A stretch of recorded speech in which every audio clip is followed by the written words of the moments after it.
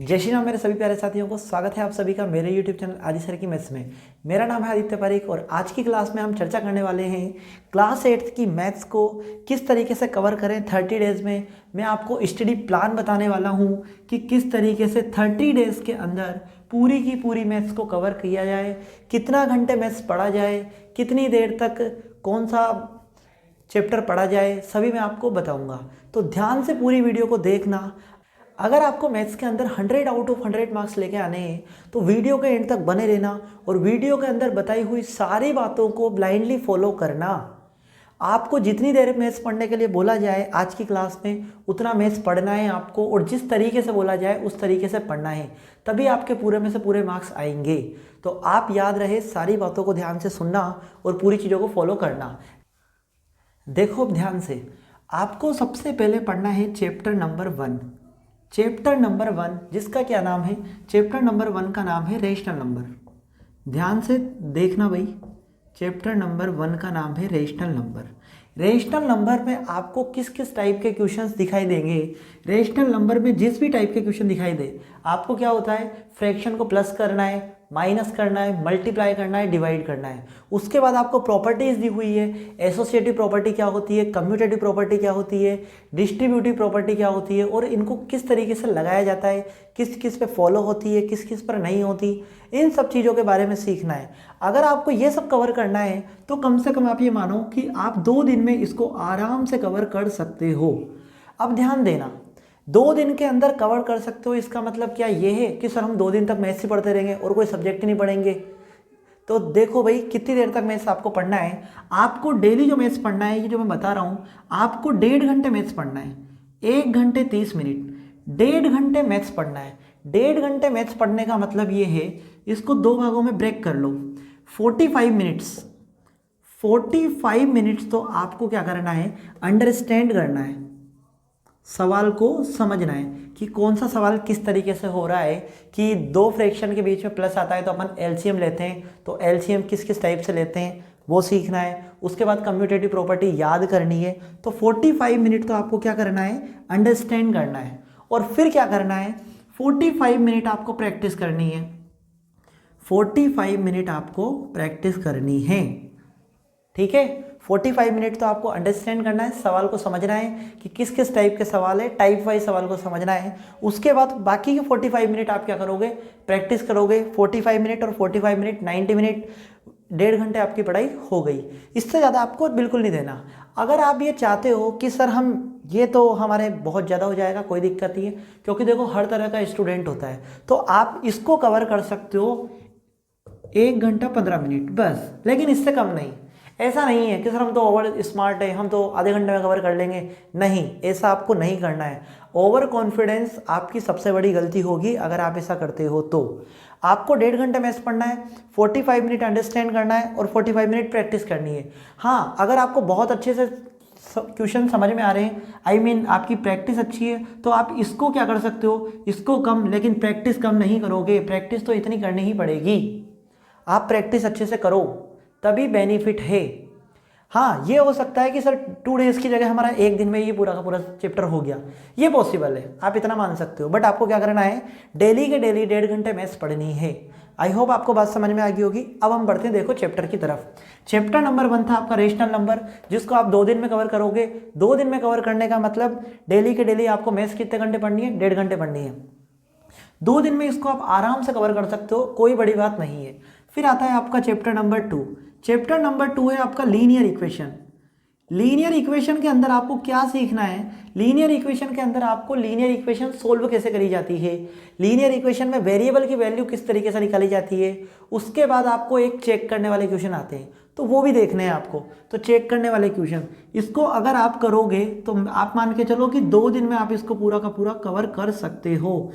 आधे से ज़्यादा बच्चे कुछ ऐसे होंगे जो ये बोलेंगे सर हम तो 1 दिन में ही कवर कर लेंगे, कोई दिक्कत नहीं है। मैं आपको ज़्यादा दिन दे रहा हूँ कि 2 दिन इसको, 2 दिन इसको दो, ठीक। फिर आप बढ़ते हो नेक्स्ट चैप्टर की तरफ कि चैप्टर नंबर 3। लाइन से चलो, कोई दिक्कत नहीं है, कोई लोड ही नहीं लेना आपको कि सर पहले ये वाला चैप्टर, नहीं, हम तो लाइन से चल रहे हैं। हाँ, आप चाहो तो आप ये कर सकते हो कि सर पहले ये वाला चैप्टर कंप्लीट कर लेते हैं हम, आप अपने अकॉर्डिंग इसको सेट कर सकते हो, लेकिन मैं आपको लाइन वाइज बता रहा हूँ 1 2 3 करके।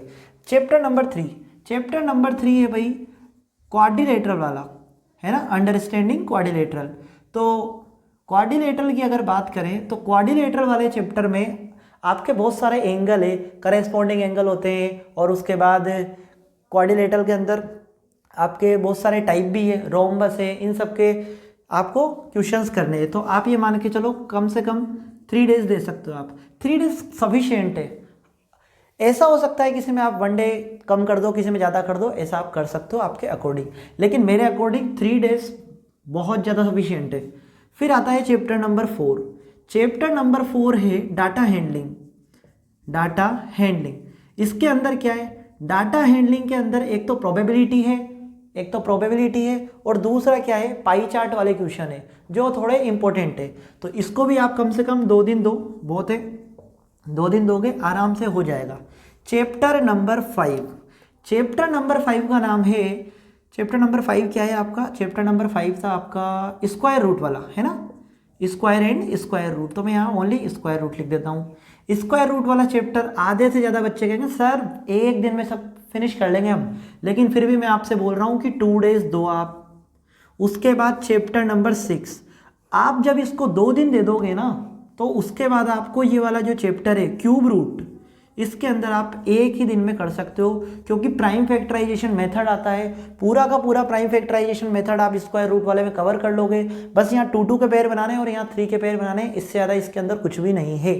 तो क्यूब रूट वाला 1 दिन में आराम से कंप्लीट हो जाएगा, ठीक। उसके बाद चैप्टर नंबर 7। चैप्टर नंबर 7 का नाम है कंपेयरिंग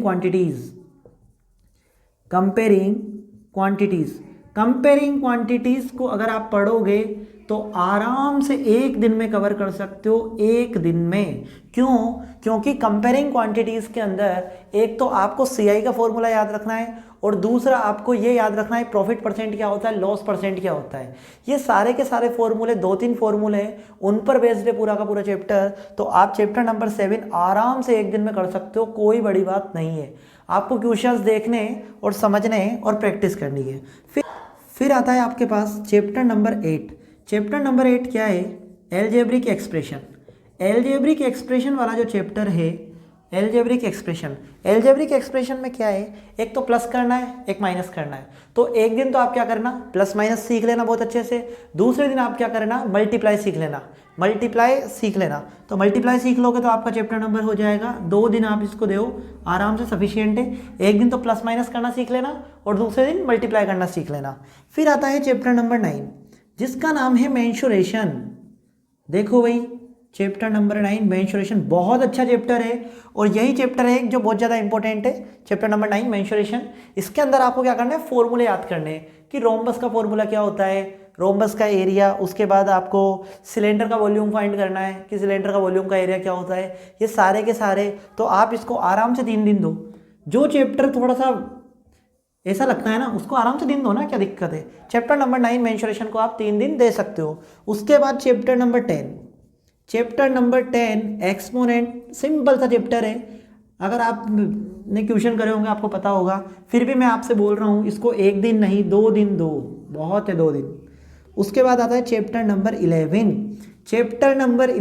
डायरेक्ट एंड इनडायरेक्ट वाला। डायरेक्ट प्रोपोर्शनल था ना, डायरेक्ट एंड इनडायरेक्ट जो होता है कि एक तो इनडायरेक्ट नहीं, डायरेक्ट और इनवर्स, क्या बोल रहा हूँ मैं भी, डायरेक्ट एंड इनडायरेक्ट इनवर्स वाला, डायरेक्ट और इनवर्स वाला था ना। तो वो वाला चैप्टर जो आराम से आप 1 दिन में कर सकते हो, आपको कुछ भी नहीं करना। आप इसके 2 टाइप के सवाल करोगे ना, 2 तो डायरेक्ट का कर लेना और 2 इनवर्स के कर लेना, जिसमें आपका काम हो जाएगा। हर क्वेश्चन में टेबल बनानी है और सोल्व करना है, आराम से सोल्व हो जाएंगे। फिर आता है chapter number 12 very very important factorization. Chapter number 12 very very important factorization को करने के लिए आप आराम से 3 दिन दो, बिल्कुल 3 दिन दो आराम से, कोई दिक्कत नहीं। 3 डेज 3 दिन दो, आराम से प्रैक्टिस करो, क्योंकि बहुत ही इंपॉर्टेंट चैप्टर है और बहुत अच्छा चैप्टर है। उसके बाद आता है चैप्टर नंबर 13 का नाम है जो है introduction to graph. To graph, graph का इंट्रोडक्शन ये आपका है। ये इसको आप आराम से 2 दिन दो, बहुत है 2 दिन, 1 दिन दो मेरे अकॉर्डिंग तो, लेकिन फिर भी आपसे मैं कह रहा हूँ कि ठीक है 2 दिन दे सकते हो आप। अब ध्यान देना भाई, कितने दिन हो गए अपन काउंट करते हैं।